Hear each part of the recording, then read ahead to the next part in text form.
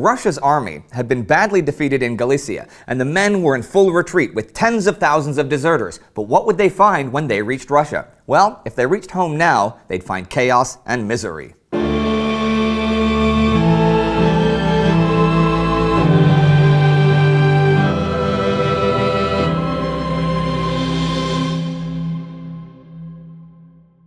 I'm Indy Nidell. Welcome to the Great War. Last week, the Central Powers began two offensives in Romania. The Russian army was ever more chaotic, and the political situation at home in Petrograd was deteriorating. And the Allies continued their huge summer offensive in the oceans of mud in Flanders fields, the Third Battle of Ypres. And they continued it again this week. The action lasted for a couple of days from the 16th. The French saw success on the northern flank of the sector, and the British attack adjacent to them gained ground near Langemarck. But the attacks on the Galluveld Plateau, the major objective, failed with heavy casualties.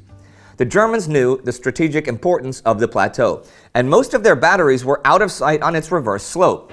The heavy casualties, the unending German artillery, and the rains and swampy, muddy ground had seriously eroded British morale.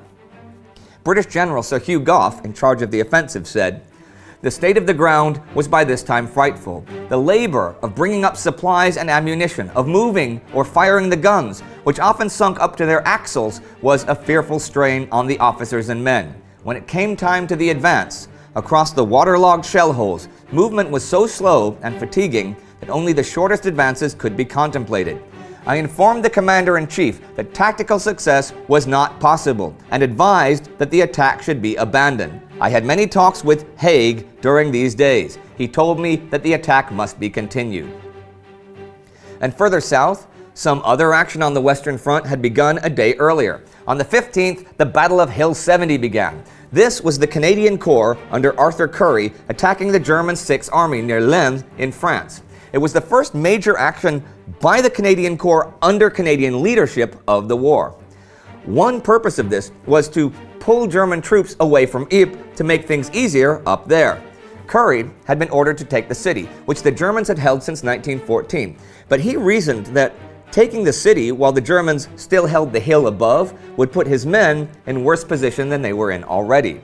The attack had actually been planned to go off in late July, but bad weather had postponed it, though by this time, artillery had taken out 40% of the German batteries. When the attack finally went off, the Canadians captured many of their objectives right away, and as the week came to an end, they began to secure their hold on Hill 70, with its commanding view of the region. Some other Allied forces were also doing well this week in Romania, at the Battle of Oltuz. The Romanians were reinforced on the 11th, and that evening, the armored cars and mountain troops of the Romanian Second Corps pushed back the enemy. On the 12th, they scored a big victory at Sirasoaia Mountain, inflicting heavy casualties on the Austrians and taking hundreds of prisoners, though the following day, on the Oltuz River, they themselves lost 800 men for little ground. And the Battle of Marashesti continued elsewhere in the region. German Field Marshal August von Mackensen crossed the Sereth River the 11th, taking 7,000 prisoners, and through the week had the Russo-Romanian forces retreating in the Sereth River Valley, though they held their ground in the Saritsa River Valley. And it seemed that yet another front was about to become active again, the Italian front. On August 11th, an Italian raid on the Bain-Sitsa Plateau destroyed the Austrians' main ammunition dump there, weakening their artillery support in the region. That was important because the Italians were planning something. The Austrians knew this, though. For weeks they'd been getting detailed intelligence from Italian deserters. Italian Army Chief of Staff Luigi Cadorna's plans for what would become the 11th Battle of the Isonzo River had split objectives. He had his artillery spread from Tolmin all the way to the Adriatic. The Second Army, under Luigi Capello, was to capture the Bain-Sitsa Plateau. His attack would for the first time feature Italian shock troops, the Arditi, the daring ones. They were drawn from the most physically fit and aggressive of soldiers. It was they who would spearhead attacks, and their first action as units would be the upcoming battle. In addition to Capello's task, the Duke of Aosta was to try again to break through on the Carso Plateau. For all of this, Cadorna had put together over 5,000 big guns and 600 battalions of men. Opposing him were Austrian General Svetozar Boroyevich von Boyna with 2,000 guns and 250 battalions. They were very much outnumbered, yeah, but they were defending home territory that they knew well, and the magnificent Austro-Hungarian engineers had again done miracles repairing or building fortifications. But the Italians had something else up their sleeves. Lieutenant General Enrico Caviglia, in command of the 2nd Army's 24th Corps, had chosen for his attack a 5-kilometer stretch between Descia and Logo, north of Plava, right? This part of the front had not seen action up until now, because any Italians attacking would have to cross the river under fire from an enemy above the river, and then climb steep slopes to make their own attack. Now, who would do that? Well, Berojevich thought, nobody. So, being stretched really thin, he put his weakest unit in this sector, and was thus ripe for a real surprise. I say weakest, but that's not really true. It was actually his most damaged unit, and it had been a very effective one before its battles with the Serbs and the Russians. It was the Czech 21st Rifle Division under Karl Haas, and they had been placed there for a period of recovery. And far to the southeast, someone else was planning attacks. General Edmund Allenby, in charge of the British forces on the Palestine front, received directions from the British War Cabinet August 11th. He was ordered to take advantage of the recent Arab revolt capture of the port of Aqaba and attack the Ottomans.